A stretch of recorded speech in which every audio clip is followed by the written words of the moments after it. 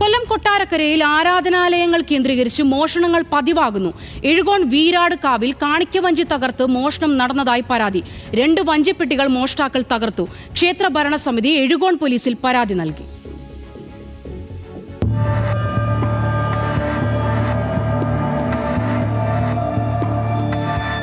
എല്ലാ മാസവും പ്രത്യേക പൂജകളും ആരാധനകളും നടന്നുവരുന്ന ക്ഷേത്രക്കാവിലാണ് മോഷണം നടന്നത്.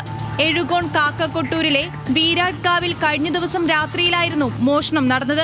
2 വഞ്ചിപ്പെട്ടികൾ തകർത്ത മോഷ്ടാക്കൾ പണം കവരുകയും ക്ഷേത്രത്തിനുള്ളിൽ സാമൂഹ്യ വിരുദ്ധ പ്രവർത്തനങ്ങൾ നടത്തുകയും ചെയ്തു.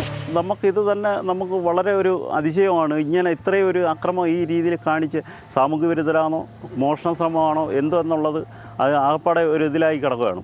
നാട്ടുകാരുടെ വലിയ കൂട്ടായ്മയിലാണ് ക്ഷേത്രത്തിന്റെ പ്രവർത്തനം നടന്നു വന്നിരുന്നത്. ഭക്തർ കാണിക്കയായി അർപ്പിക്കുന്ന തുകയും ദക്ഷിണകളും വഞ്ചിയിൽ നിക്ഷേപിച്ചിരുന്നതിനാൽ വലിയ തുക മോഷ്ടാക്കൾ കൈക്കലാക്കിയിട്ടുണ്ടെന്ന് ക്ഷേത്ര ഭാരവാഹികൾ പറയുന്നു. 6 മണിക്ക് ശേഷം വിളക്കെത്തിയിട്ട് പോയതാണ്. രാവിലെ വന്ന് നോക്കിയപ്പോൾ രാവിലെ ഒരു 4:30 കൂടെ ഭയങ്കര പട്ടി പറയലും ഭയങ്കര അലർച്ചയും കേട്ടെന്ന് സമീപവാസികൾ പറയുന്നുണ്ട്. ഒരു 6 മാസം ഞങ്ങളെ വഞ്ചി പൊട്ടിയില്ല. അതിനകത്ത് ഏകദേശം നല്ലൊരു എമൗണ്ട് കാണും. ആ എമൗണ്ട് പോയിട്ടുണ്ട്. അത് മാത്രമല്ല ഒരു സാമൂഹിക സ്പർദ്ധ വളർത്തക്ക രീതിയിലാണ് ഈ ചെയ്തു വെച്ചേക്കുന്നത്. അലമാരിയിൽ സൂക്ഷിച്ചിരുന്ന സാധനങ്ങളെല്ലാം വലിച്ചുവാരിയിട്ട അവസ്ഥയിലാണ്. മൈക്ക് സ്റ്റാൻഡ് കൊണ്ട് കാണിക്കപ്പെട്ടി പൊളിച്ചതാകാം എന്നും സംശയിക്കുന്നുണ്ട്. എഴുകോൺ പോലീസ് സ്ഥലത്തെത്തി പരിശോധന നടത്തി.